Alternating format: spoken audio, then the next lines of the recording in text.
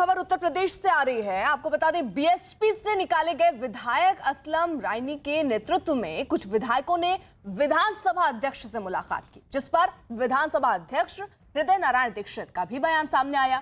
इस बीच समाजवादी पार्टी के नेता सुनील साजन ने कहा कि जो लोग समाजवादी पार्टी पर आस्था रखते हैं, पार्टी उनका स्वागत करेगी। विधानसभा अध्यक्ष से मुलाकात के बाद असलम रायनी ने क्या कहा, वो जरा आपको सुनवा दें। जी, आपने हमसे बात भी की, लेकिन आपने कहा कि एक तरफ आप कह रहे हैं कि समाजवादी पार्टी से हमारी जो मुलाकात हुई काफ़ी अच्छा सम्मान मिला, तो जब सम्मान समाजवादी पार्टी दे रही तो फिर पार्टी बनाने का क्या? पार्टी नियमानुसार अगर हम लोग अपना 12 लोगों के विधायकों की दल बना लेते हैं तो हम लोगों की विधायकों का जो एक निष्कासन होता है वो नहीं हो पाएगा। आज की डेट में अगर किसी पार्टी का मैं सदस्य बन जाता हूं तो नियमानुसार मैं विधायक नहीं रह पाऊंगा, वो लोग फाइल शूट कर देंगे। ऐसी स्थिति में हम लोग प्रयास में हैं कि हम लोगों की संख्या 12 हो और उसमें हम लोग एक अलग एक दल बनाएं। देखिए विधायक जी, समय बहुत कम है, कुछ ही महीनों बाद विधानसभा चुनाव है, तो इससे क्या होता है, सदस्यता तो किसी समय भी जा सकती है ना। अगर मैं किसी पार्टी का सदस्य बन जाता हूं तो मेरी सदस्यता चली जाएगी, और जब एक दल बना करके जाएंगे तो मेरी सदस्यता नहीं जाएगी। हम लोग एक दल बनाएंगे और हमारे दल के जो नेता डिसीजन लेंगे उस दल में हम लोग जाएंगे। अच्छा, कौन सी ऐसी बात थी जिससे आपको लगा कि बसपा आपको सम्मान नहीं कर रही? आपको इस सबसे बढ़िया इसका जवाब हमारे रामचल राजभर जी और माननीय लालजी वर्मा जी देंगे। अजीत हमारे साथ मौजूद हैं। अजीत, जो ये डेवलपमेंट देखने को मिल रहा है खासतौर पर उत्तर प्रदेश में, ये किस दिशा में जाते हुए नजर आ रहे हैं? उसका क्या मतलब जो बीएसपी नेता कह रहे हैं, ये विधायक कह रहे हैं? देखिए, बिल्कुल अर्पिता, इसका साफ मतलब है कि ये लोग पार्टी बनाएंगे और पार्टी बनाकर जब किसी दल में जाएंगे तो इनकी जितनी राजनीतिक महत्वाकांक्षा है वो पूरी होगी। हालांकि लालजी वर्मा, जिसको इन्होंने अपना नेता चुना, वो बड़े नेता माने जाते हैं कुर्मी बिरादरी के। बसपा में भी बड़े पदों पर रहे हैं, प्रदेश अध्यक्ष रहे हैं, 5 विभागों के कैबिनेट मंत्री रहे हैं और रामचल राजभर का राजभरों में रसूख है। लेकिन 11 विधायक इनके साथ हैं, अभी 12वें का इंतजार है। लेकिन अगर 12वें विधायक की हम बात करें आपको, तो 2 नाम ऐसे हैं।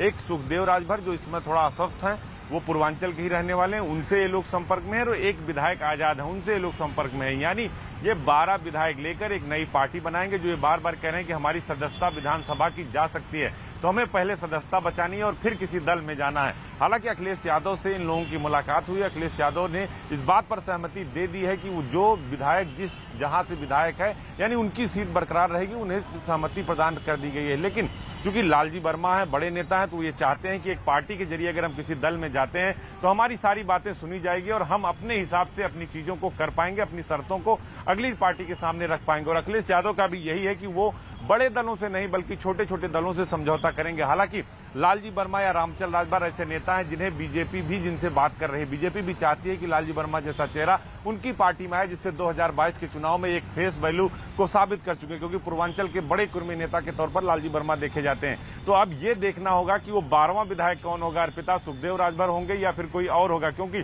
सुखदेव राजभर लालजी वर्मा और रामचल राजभर के सबसे करीबी माने जाते थे। चूंकि वो अस्वस्थ हैं, अगर अस्वस्थ ना होते तो कल ही इनकी 12 विधायकों की संख्या पूरी हो जाती। ठीक है, रहिए जरा आप साथ। वहीं बीएसपी विधायकों की अलग नई पार्टी बनाने की बात पर यूपी विधानसभा अध्यक्ष हृदय नारायण दीक्षित ने क्या कहा, वो भी जरा आपको सुनवा दें।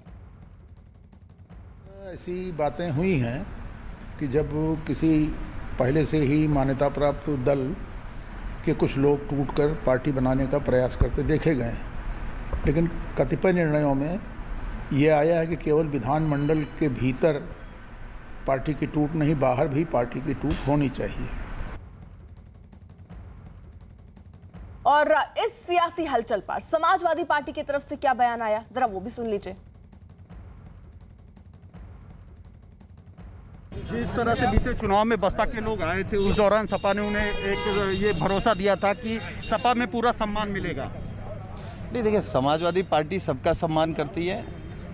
राष्ट्रीय अध्यक्ष जी ये लगातार कह रहे हैं कि हम भाजपा के खिलाफ लड़ रहे हैं। भाजपा को हटाने के लिए जिन लोगों की भी आस्था समाजवादी पार्टी पे है या समाजवादी कार्यक्रमों में है, वो कारवां जुड़ रहा है।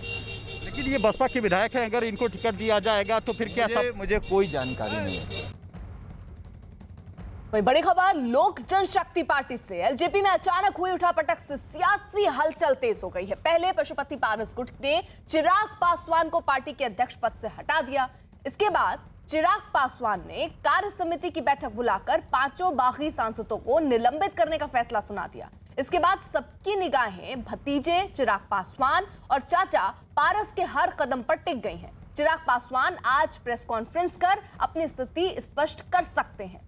वहीं पशुपति कुमार पारस आज एलजेपी सांसदों और नेताओं के साथ पटना पहुंचेंगे और वो 17 जून को पटना में एलजेपी राष्ट्रीय परिषद की बैठक में शामिल होंगे।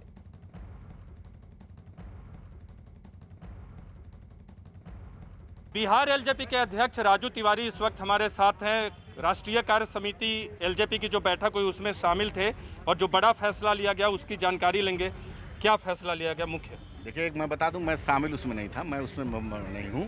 41 लोग हमारे यहाँ शामिल थे और सारे लोग राष्ट्रीय अध्यक्ष और प्रधान सचिव जो हमारे खालिक साहब हैं, हमारे राष्ट्रीय अध्यक्ष चिराग पासवान जी, और वर्चुअल मीटिंग में निर्णय लिया गया कि पार्टी विरोधी काम जो 5 सांसद ने किया है, इसलिए उनके ऊपर तुरंत कार्रवाई हुई और पार्टी से निष्कासित। एक सवाल उधर का जो उस खेमे का फैसला लिया गया चिराग पासवान को पार्टी से हटाने का, सूरज भान को राष्ट्रीय कार्यकारिणी अध्यक्ष पर नियुक्ति करने का, इस फैसले को आप लोग कैसे देख रहे हो? वहाँ तो चुनाव की तैयारी चल रही है।